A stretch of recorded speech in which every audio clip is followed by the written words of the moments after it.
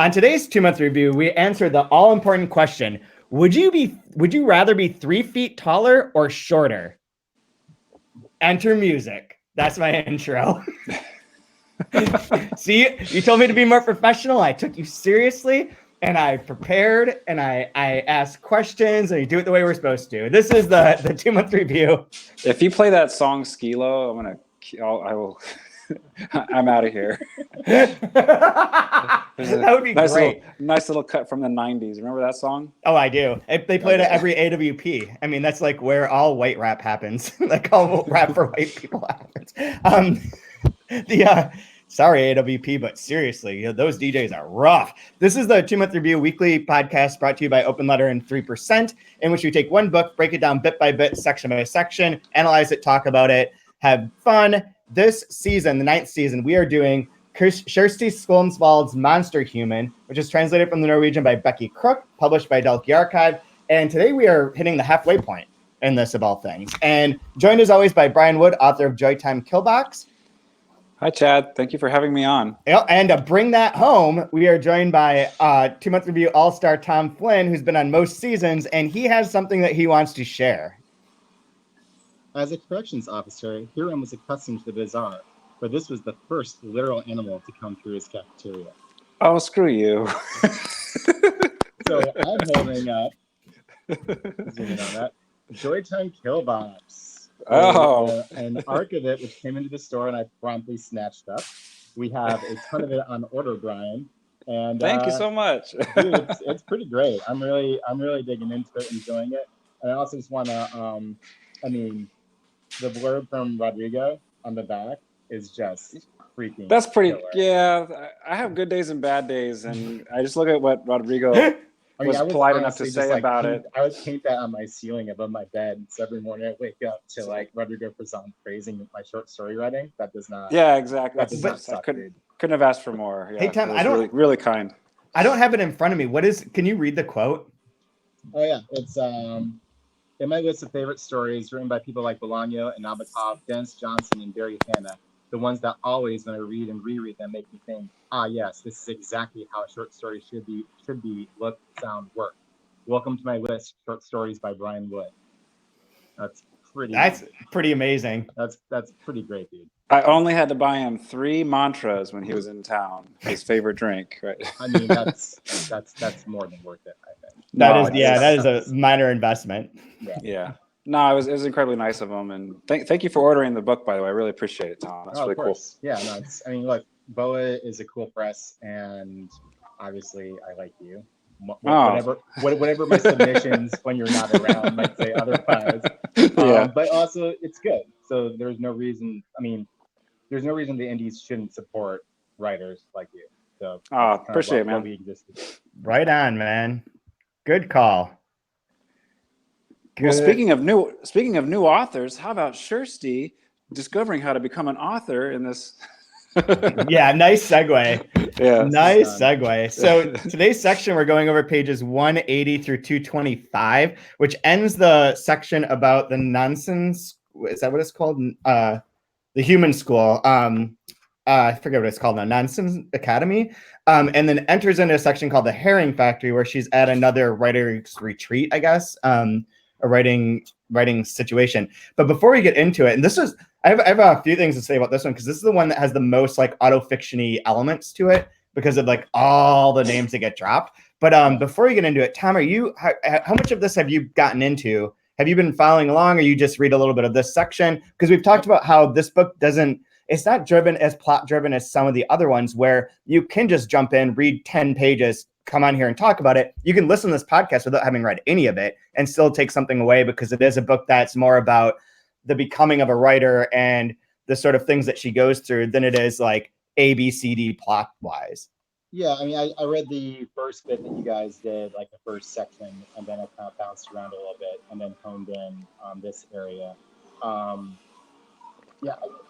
Which I really like this one a lot.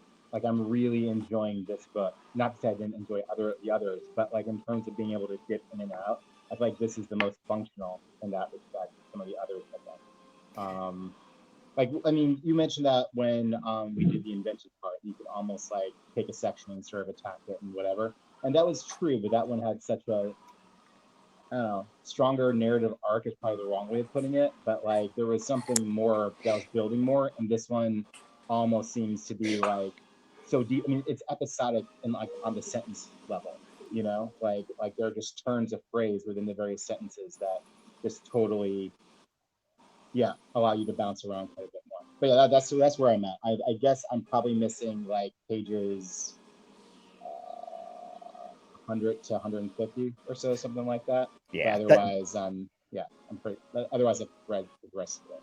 Yeah, and it does. I think the thing with the invented part that was interesting is because it was written simultaneously. The sections of it is why you could treat them as like standalone things. They were written almost as like their own little sections, but like as a whole, it's more like a puzzle box of sorts in which they're all connected and reflect off one another.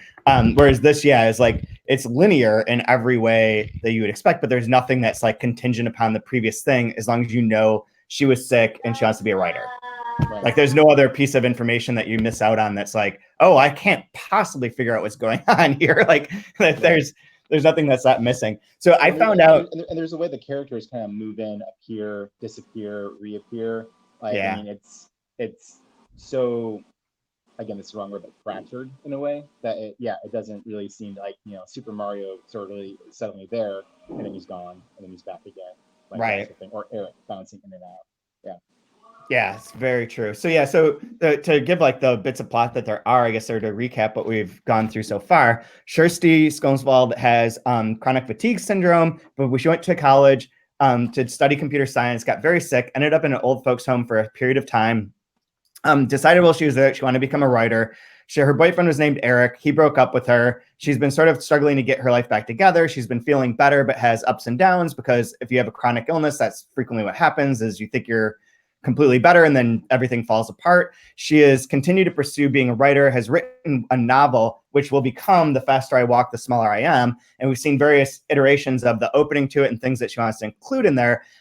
In this book, which is sort of chronicling her becoming an artist. She studied with a few different people, including Stig Saderbakken, who's a real author that's published by Delkey as well, and Hilda, who we don't know if that corresponds to a real person. But this section, especially the end of 180, the end of the Human School, has a ton of like authors and names that come up that are real people. Yeah, Jan Kjerstad. Jan Kjerstad's back. The one that was like one of my first like of your books. That was one of the Conqueror was one of the first ones that I'm like, holy shit, what is this press putting out? So that was very exciting to see. So, right on. Someday we'll be able to put all three of those books into some sort of paperback set, hopefully. Jesus, that would be like a brick. I mean, that'd be a building. Like that'd be cornerstone for a house. That would be so big. We don't have the rights to the first one, so it doesn't help us right now. Seducer, right? Yeah. Does Penguin still have the rights? Or? Overlook Penguin. Okay. Supposedly it's still in print, but I feel like that's not true. The one that struck me the most in here was on page 184, where it said she's writing a short story about what. Where is it? Okay, so it's when I return. She says that what I write in my short story is like what Mosley is doing. She says this twice. This is like what Nicholas Mosley is doing. She says. Then she looks down at me. Nicholas Mosley is someone that we published at Delkey for years, who was one of the first Delkey authors I ever read because I read his Catastrophe Practice series, which is 5 books. Catastrophe Practice, which is wickedly experimental, weird, almost play-like. Emigo Bird, Serpent, Judith, and then Hopeful Monsters, which won a lot of awards and was really a huge book for Delkey that helped make Delkey bring them to the next level. And I had dinner with Nicholas Mosley. He passed away, I think, last year, unfortunately. But I've had dinner with him and his wife. And his dad, for anyone who doesn't know, his dad was Sir Oswald Mosley, right, who was the famous British fascist who was in jail during World War II, along with Nicholas Mosley's stepmom, who was one of the Mitford sisters. So at his mom was a Guinness, and then his dad remarried a Mitford sister, and at that wedding, Hitler was in attendance. So you have like a lot of like weird history in the backdrop of like Nicholas Mosley's life, and he fought for against the fascists and for the Allies and for Britain during World War II, and almost died. He was captured in Italy, and as he was trying to escape, someone was about to shoot and kill him when someone from his division from a long way away, like impossibly long way away, shot and killed the person who was about to kill Nicholas Mosley. So his whole life was writing about like that sort of coincidences and things that like can happen. And he had a lot of ideas about God that sort of reflect are similar to Philip Pullman's ideas about God and how God relates to human beings. But he's a really fascinating writer who I don't think many people that are, I don't think many millennials are aware of who Nicholas Mosley was or what his books are like, but they're really spectacular. I don't know how many of you guys would even carry or if anyone's carrying them, but they're really great. Hopeful Monsters is a good place to start. When I was at 57th Street, I, pretty consistently had to reorder Hopeful Monsters. And then throughout, if there was some sort of deal with bringing more, they'll throw them on there. But yeah, I mean, Hopeful Monsters was kind of the mainstay there. That's an interesting one. I wonder if I could bring that a couple of copies into volumes and see what happens to that. Yeah, I don't know. I could do it. Yeah, the other big ones are like Accident was made into a movie, and one other one was made into a movie, but I can't think of what it is now. Blanking out, but Accident's really good too. Accident is really spectacular. But yeah, he's great. So anyway, so it's fun to see like her getting reference to that. And it's almost like a great in-joke because Dalkey did both authors. So well, yeah, this is like turning into like the Dalkey text. Like, yeah. Author was just showing up in this one brick of a book by a young Norwegian woman in like 2010s. That's really funny. So I've heard that that somewhere in here that John O'Brien shows up as a character. Huh. So we'll see where that will happen. I assume it will happen more towards the end when she's done with her book and it's being published. But that's kind of funny. There was one other thing I was going to say related to that. Oh, this is inside information. I believe that Kjersti, we're going to try and have her on the program. And I have her contact information. But I heard via someone else that she knows that this is going on, but she listened to a few minutes of it and just couldn't do it. And I do not blame her. And I hope that she's not listening to this because, like, could you imagine, like, Brian, could you imagine if someone did like 12 podcasts an hour a week about your short story collection? Would you listen to that? I thought that's what we're doing for season 11. Like, we just take like one story at a time. Just like work oh God! Yeah. I should do that. That'd be fun. That'd be really good. It would. Well, initially I had this fear of like, oh no, what is it going to be like to read a bad review? But then now I have this feeling of like, oh, is it going to get reviewed? so I'd be all for it. Hey, it's got some attention. Cool. Yeah, that's good point.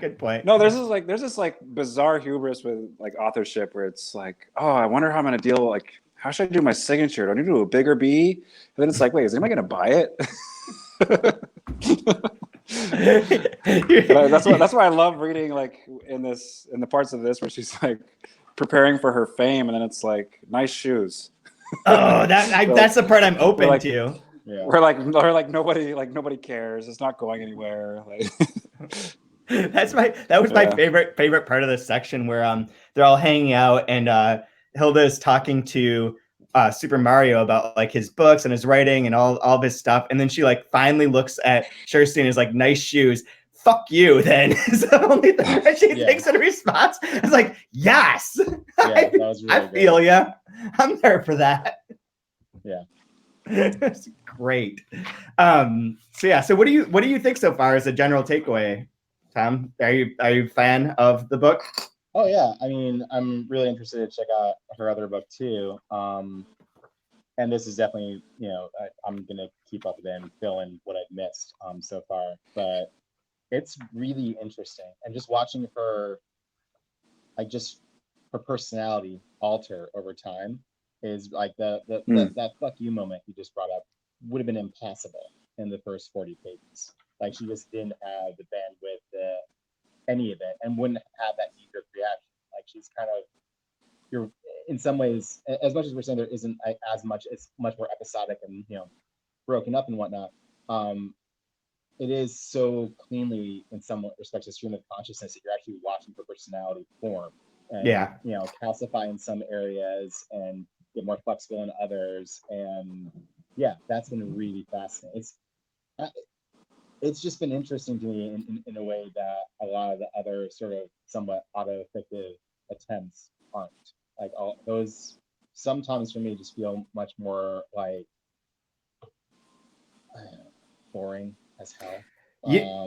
This is not. This has a vitality to it that's much more my speed.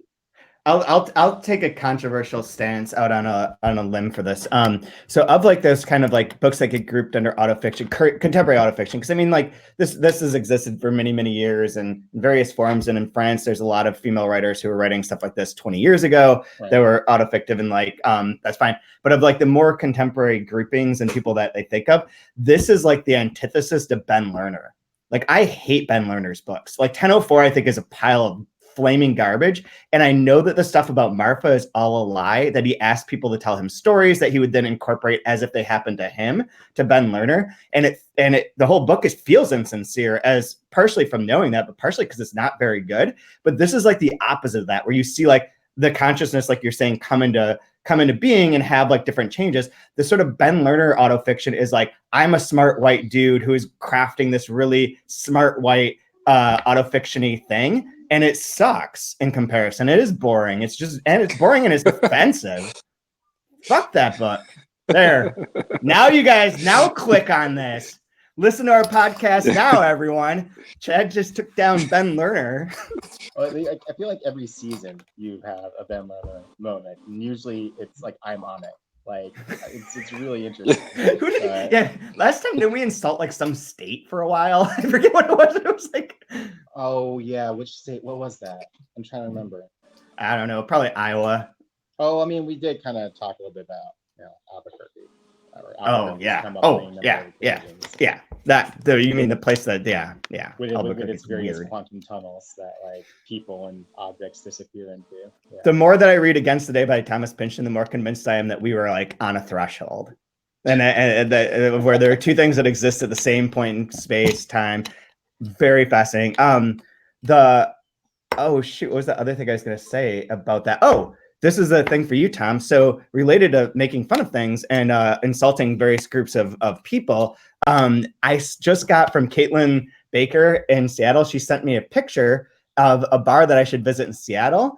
And it's one of those, it has one of those chalkboards out front of the bar that has like the name of the bar, like Monkey Shoulder, or no, I guess that's the name of the whiskey, whatever. The bar is there. And in big chalk letters, it says Malort on tap and has 3 skulls underneath. Nice. There's a local outfit that's doing like an artisanal Malort too, which is actually not bad. But artisanal Malort.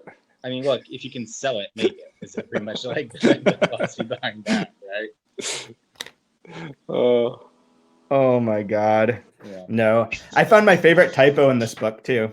I'm going to just point out, because we just did this on page 186, Spider-Man is spelled wrong. And I know this because when I proofed Rodrigo's book, I double checked and it's Spider-M man. Yep, that's true. Boom. Not like it is in here. I saw that and was immediately like, I just proofed this. I just did that. Just caught that same error. Yeah, that's like having it misspelled is kind of like Spider-Man being at Sony versus with Marvel. The Marvel was going to be like, the MCU will just incorporate a different Spider-Man. Like it's just spelled wrong. Man Spider. No, this is Spider-Man. Spider-Man. This is his last name. There's no Doug hyphen. Spider-Man. There's no hyphen. It's like in the neighborhood. It's your present borough, Spider-Man. Yeah, exactly. Yeah. I'm from Brooklyn. I'm Peter Spider-Man. Peter Spider-Man. So this is how you really get like even more subscribers, Chad, is like you just chop up this 3-minute period we're talking about Spider-Man and Sony and put that up on YouTube separate and watch all the clicks because that come in. Watch that algorithm work for you. Well, I mean, we are some clickbait there. Yeah. I mean, just wait till we get to the point where I premiere our beauty products that are now sponsoring us, because that's all YouTube's for. One thing related to this and related to autofiction thing and that we're talking about, she mentions that she meets Karl Ove Knausgaard in this section, and says, "Who?" Which is what she says. And then it says on there, like, I will talk later about this meeting more extensively, which is like a curious, like, little foreshadowing or narrative hook. Cause this is a book that like as we're talking about it, and then sort of curious as to what you guys think of this. As we talk about it, like it is episodic, it is fragmented, it is meandering. It's not a book that's plot driven, and yet somehow there is some compulsion to it to keep reading. There's something that like keeps you going, and I'm not sure what that engine is. And I don't know if you guys have any idea. I mean, it's not like it's not without structure. I mean, the way she plays, and I think Brian, I think you talked about this in the first episode, just the tense usage, like how much she's doing, first person, and then, but also then we'll shift to a past perspective, or even talk about herself and what's taking place in like a hard third person perspective, reserving the eye for the narrator. I mean, it's really well constructed. And maybe that's the other thing that drives me a little crazy about some other autofictions. It doesn't feel like there's a real attempt at construction there, or there's the attempt to make it seem like there's no construction that just doesn't work. This feels like, maybe I'm just like that. I like my novels to feel like a novel to a certain degree. Like I like to feel like someone's been editing this, reworking it, and giving it like that extra shine that makes it work. And I think that's part of what works here, is that there is an endpoint to what's taking place here, that she does publish a novel, that all this happens, and she's referring back to it every so often. She does that in other, like, just in terms of her interactions with like Eric's parents, when she was doing the regatta, wherever it was, and like she says, we're on the, she identified the wrong cabin. Everyone's outside waiting. They go back inside because they're kind of annoyed. They're all outside waiting for no good reason. And then the father says good and comes up, and he's going something like, that was the last thing I heard from him, except for the last.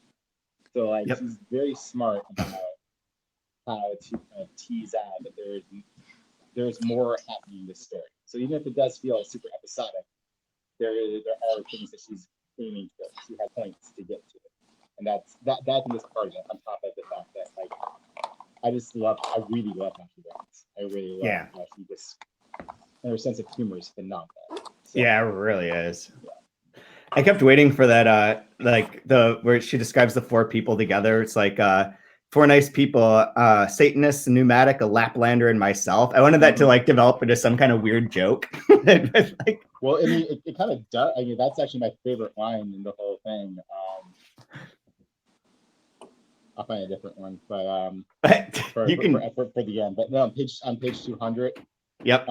Talking to her mother. I'm worried that I befriended a Nazi, I tell mom. But I mean, Kjersti, no, says mom. I Googled a Satanist. No, he's just a Satanist, I say. Oh, but that's lovely, says mom. Like, that is just... Well, and then her follow-up is great, too. It's childish, I think. Adult people are Satanists, but we all have our things. It's so good. It really is. So good. The tone is so spoken. Like, it's very literary, and yet has, like, a real voice and, like, a conversational edge to it. Yeah. Yeah, absolutely. I'm going to interrupt us for 2 seconds. Tom, keep leaning forward when you talk. Okay. You come through a lot clearer. Is this a section where she ends up with, I'm forgetting if it's this one or if it begins in the next one, where she ends up with the two possible publishers? It's this one. Yeah, it's this one. Yeah. Yeah. Because October finally is like, yeah, we're interested in the person. Okay, so one of the things that's interesting about this too, and the real life reaction is that is it Geir Gullikson? I forget how you say his name. He is Knausgaard's editor, but he's also a character in all of my struggle, like throughout, as a writer and as an editor. So it's kind of weird to see both of them in here. And that's who she's talking to, is his editor, who it's like one of those situations where, and this has happened a few times in relation to people that, because I've read all those books and met some people in Norway, but it's one of those people, it's like, I feel like I know this person because I've read like 6,000 pages in which they are like a permanent figure. And then to see him in here in this other context is kind of always startling.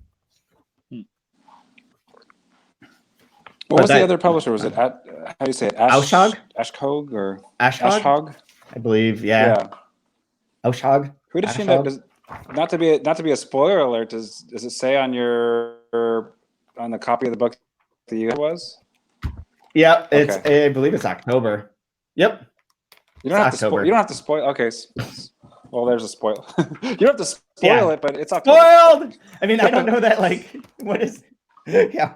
I guess that is I guess that was one of the plot points. I just fucked them up.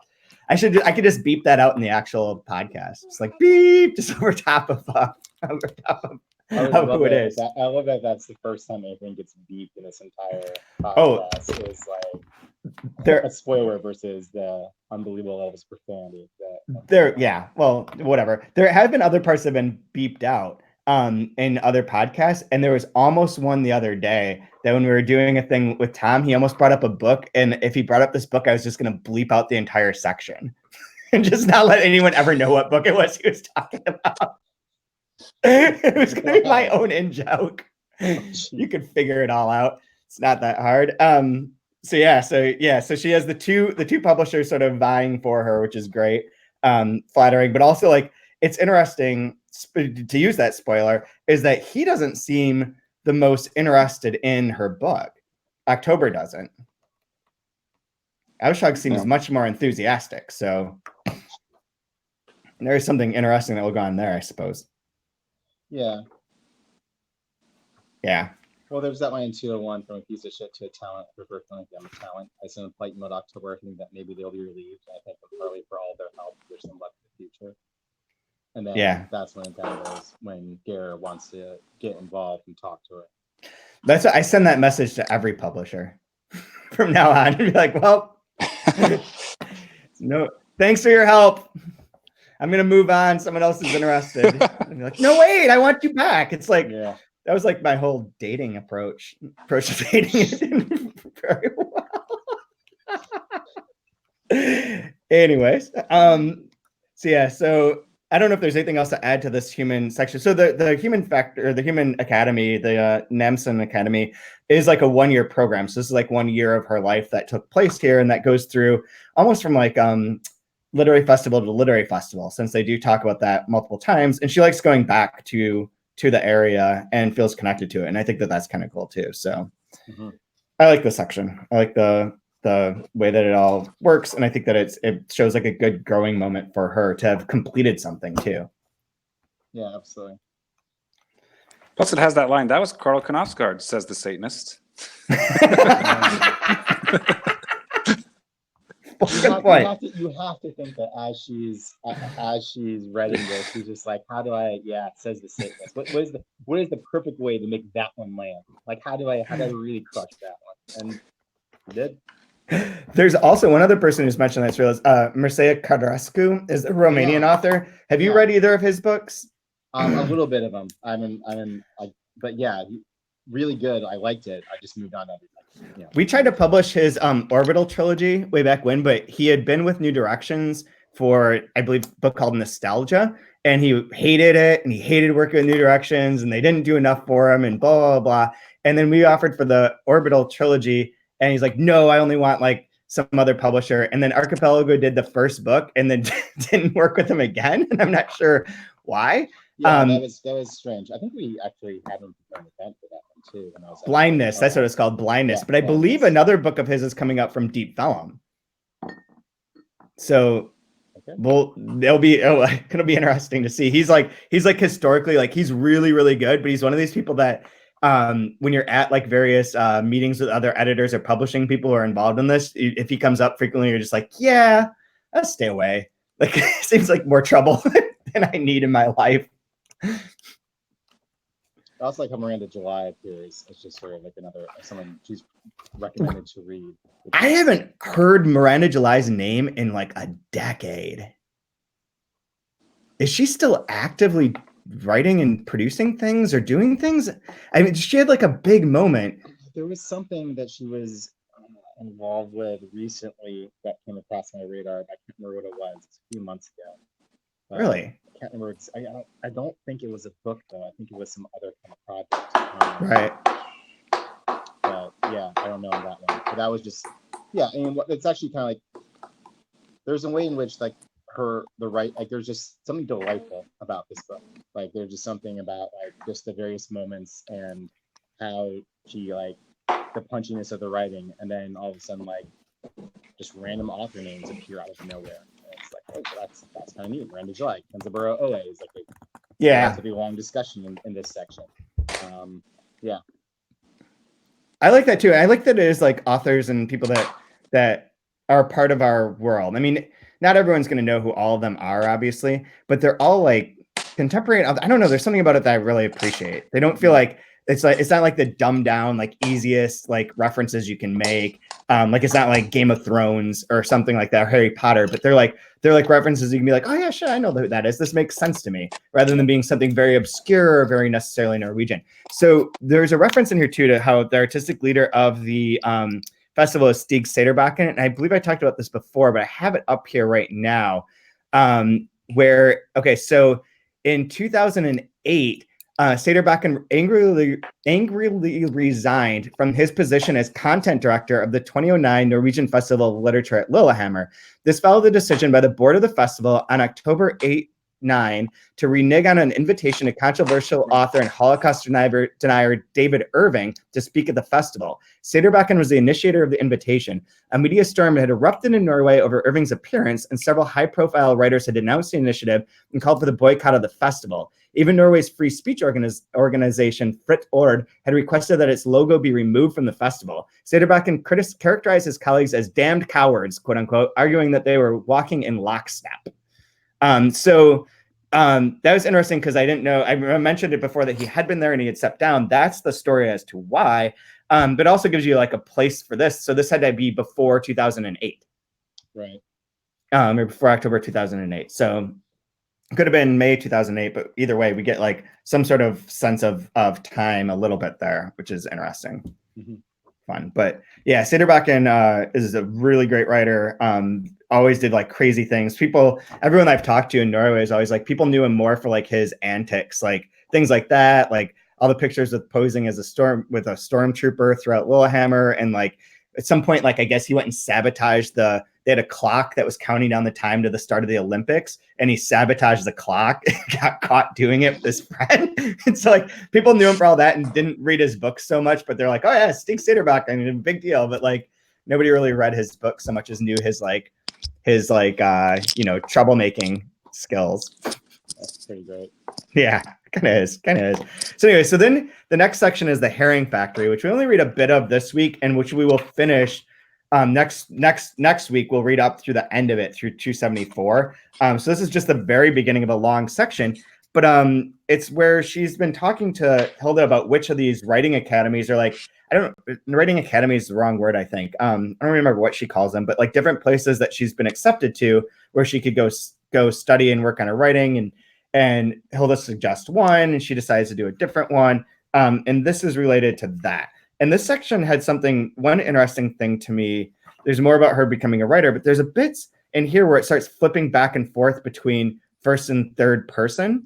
And almost like it's playing out how to figuring out what to do. So like on page 218, she says this is a little bit long, but using an Olympic torch as a metaphor for a coffee cup is not a good idea. She realizes this when she writes about the episode with the coffee cup, and Sivert gets up and demonstrates how you carry an Olympic torch. You hold it high up in the air, far away from your body in a majestic sort of way. The idea of carrying a coffee cup into the room like this makes me laugh even today. She wishes that she were better at creating metaphors. After all, Hilda said that metaphors are a sign of good literature. So she like flips back and forth a little bit there. And then right after that, she talks about her book. She tries to write in her heart book, changes it to third person, but can't get it right. I think it's wrong to change it to her after it's been I for so many years, her mother says. And in the book, it is, I like it when I can be done with something. It is in the first person. So in the finished version of this that she's working on. So it is interesting. I feel like this was like a sort of a meta commentary on playing out like how you can restructure or change that thing, or how it doesn't work, or might seem like a good idea, but doesn't quite play. I leave you with nothing left to say. Follow up on that. Nope. My audio is not working. Oh. I've got like a really bad connection. I hear. If you hang up and then re-sign in, I can log you in again. I'll try. Sure. Okay. Anyways, this section like just barely gets going though too. Like it's I was noticing that. Like it definitely seems to be ramping up and moving in some interesting directions. Yeah. Especially as it like starts to bring in more with regards to like her parents and the disintegration of that marriage and all those things. And she's at the new situation with her living situation. Right. Which, I mean, there's like one of the things that's interesting about this is that it is like I sort of contrasted it before with Portrait of an Artist as a Young Man, because that book obviously is like about the expansion of like Stephen's consciousness to becoming this great writer, and is very internal and whatever else. But like, and there are various like settings that sort of construct how that plays. But this one, each one of these sections is named after a place or a location or a setting, and each one of them almost becomes like that environment and that area is very central to like how she develops as a person. Like whether she's stuck in the old folks home, not being able to move is one thing. When she's in the cellar is very particular. When she's at Eric's cabin is different. All the different places have a different sort of or impact her and reflect on her in a different way. And so now the herrings factory is a new one. And within that, being in this house with these people who kind of don't talk to her and that she doesn't know how to really interact with, is altering her once again. And I wonder if that isn't sort of reflected in this like third person. She looks at her watch, she does this instead of all the eyes, and then putting it into the third person is partially a reflection of that sort of distancing that's happened by being in a new place and being in a new living arrangement with people that you're not comfortable with. Right. Now, but she's also, I mean, she's done a little bit of that earlier, right? Like where she's kind of pulled back into third person to kind of reestablish the narrative. Can you hear me right now, Chad? Because I can totally hear you. Okay. Is my video bizarre at the moment? Yep. Great. Yep. Okay, cool. We'll just go with that. Super. I like how long my face is and the way that it got captured. It's really it's mostly an audio podcast, so like we don't need to play to the video components of this. Yeah, Brian, I really appreciate you turning your head to the side to like, you know, make me feel more at home, make me feel more comfortable in the situation. Oh my God. So anyway, so yeah, she has done that at some points in the past, but it's mostly an I in first person. Yeah, it has been mostly an I. What did you guys take right before that happens? The shift on 218. There's that middle section on 217. Oh, I marked that too. The sentences are beginning to get stuck now that Hildy can see them. They cling to her thoughts, and she notices Hildy taking note. They're no longer mere messages. They are Kjersti because she is in the process of becoming an author. Hildy sees her as an author. The author sees the author in her, and that's why the sentences begin to get stuck. So I found it was kind of interesting that things stream like very smoothly with the first person present, right? It makes you feel very close, that stream of consciousness. And then there's a distance and almost like an authorial space when you go to a third person present. So that right after this, we get that switch. So I wonder if this was kind of that marker that this is why the switch is taking place. Yeah, I don't know if you heard the whole thing. We were talking too about like that she's in this new location with these people that she doesn't know how to talk to, and like the awkwardness of that is also like distancing or like dulling to like who she was. She was very comfortable in her cellar, in her like in those spaces, and now she's in a new location, and that impacts it too. And that is funny too, that at the end of the section that you read, I marked the whole thing.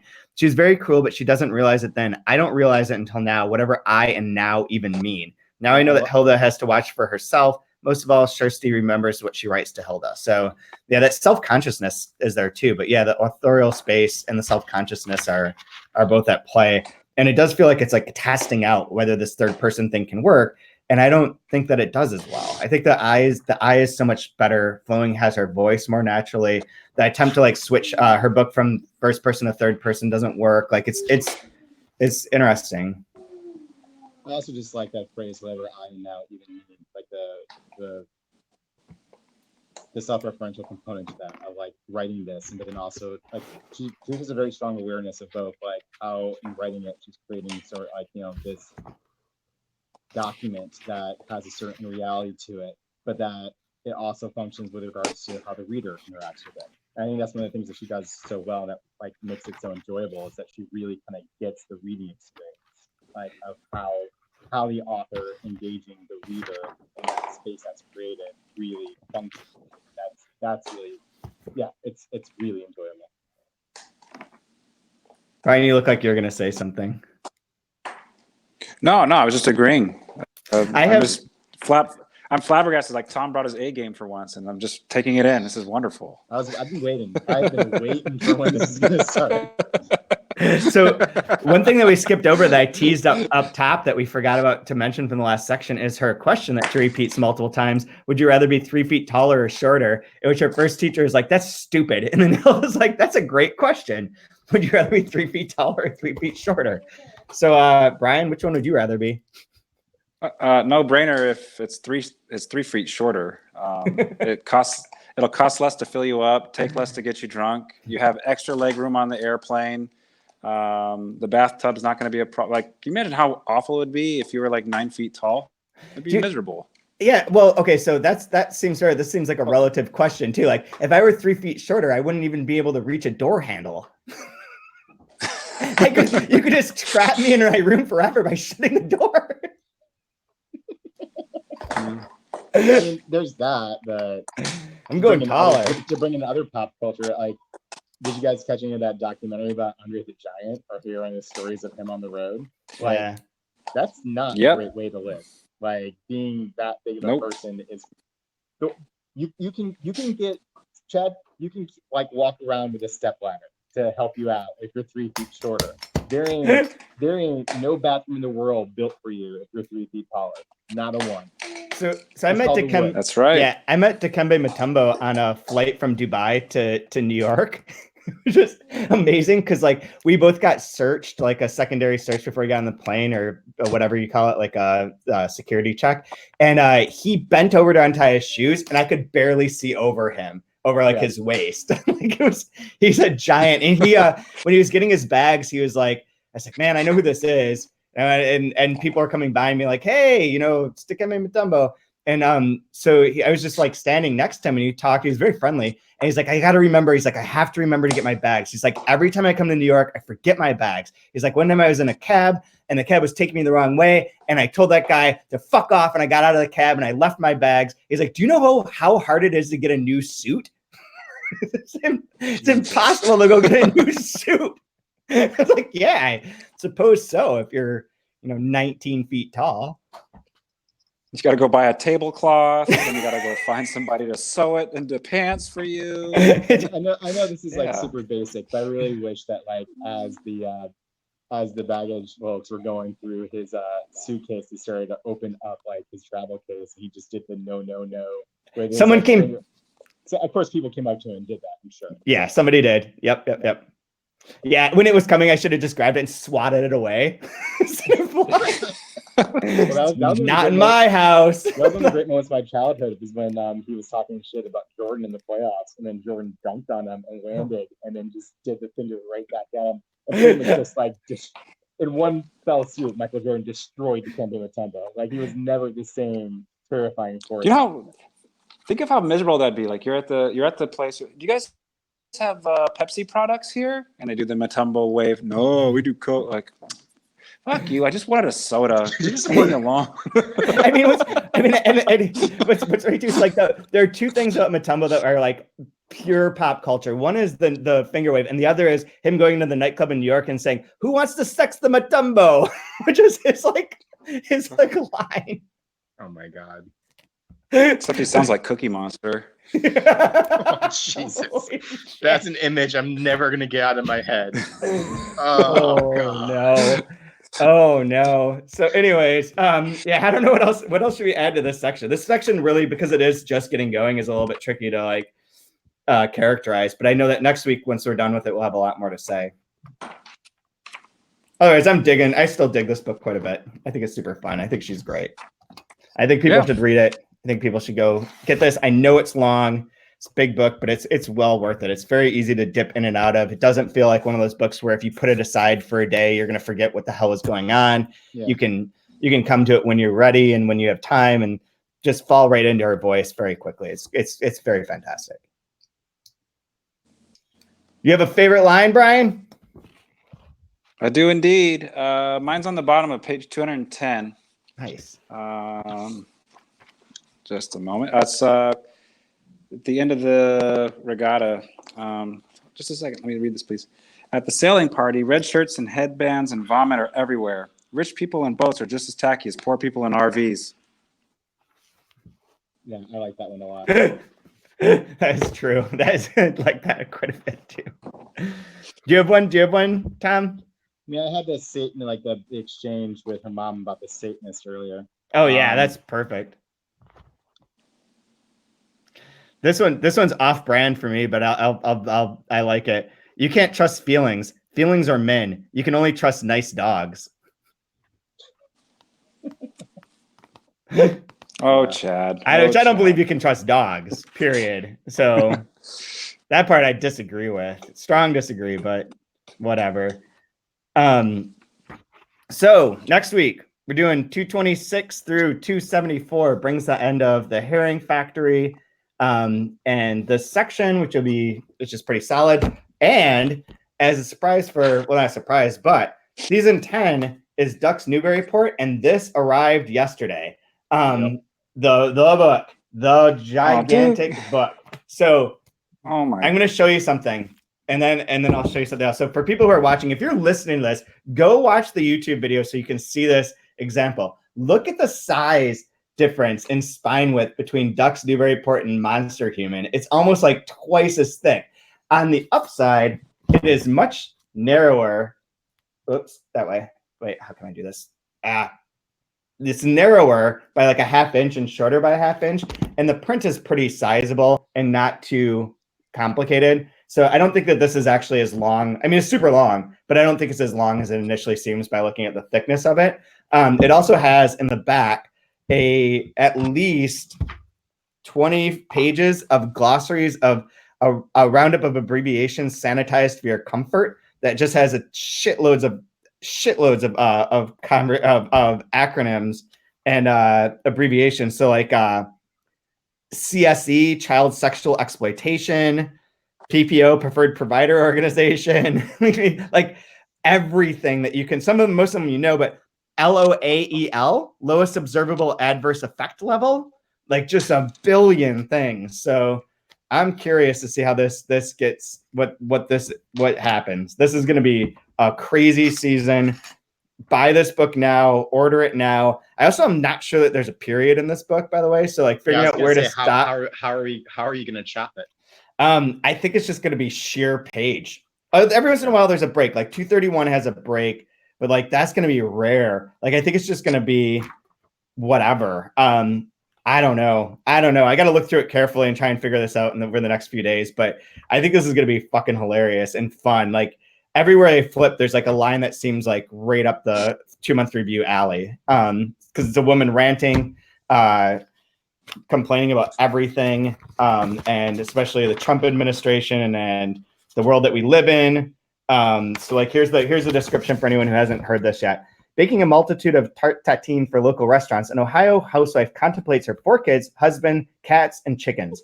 Also, America's ignoble past, her own regrets. She is surrounded by dead lakes, fake facts, open carry maniacs, and oodles of online advice about survivalism, veil toss duties, and how to be more like Jane Fonda. But what do you do when you keep stepping on your son's toy tractors? Your life depends on stolen land and broken treaties, and nobody helps you when you get a flat tire on the interstate, not even the abominable snowman. When are you allowed to start swearing? With a torrent of consciousness and an intoxicating coziness, Ducks Newburyport lays out a whole world for you to tramp around in by turns frightening and funny. I think this is going to be fun. So intoxicating coziness? Those are the words they used. Also, a heart-rending indictment of America's barbarity and a lament for the way we are blundering into environmental disaster. This book is both heresy and a revolution in the novel. Yeah. Sounds fun. Did you guys order a ton of it, Tom? Yeah, we've got a decent stack that's going to come in, and we've got like 3 or 4 arcs that have come through the store and are floating around. So if you have like 3 of these on a table, you will block out the sun. Yeah, no, we're gonna have to make sure that it's not a load bearing element, so that it doesn't like snap the table in half. I've been setting mine on the ground because I'm afraid my tables are my desk is really crowded. That thing could take Alex out. Like, oh, for sure. Yeah. Like this is a weapon. Like in that the Olga Tokarczuk book, Drive Your Plow Over the Bones of the Dead. Like the main character, spoiler alert, main character when she kills everyone usually bashes them over the head with ice in like a bag. You could just use this book. Yeah. It accomplished the same thing, except your murder weapon wouldn't melt, but you know, whatever. Anyways, okay. Thank you guys for doing this. Thanks for listening, for watching. We'll be back next week with the next chunk of Monster Human by Kjersti Skomsvold. Thanks, guys.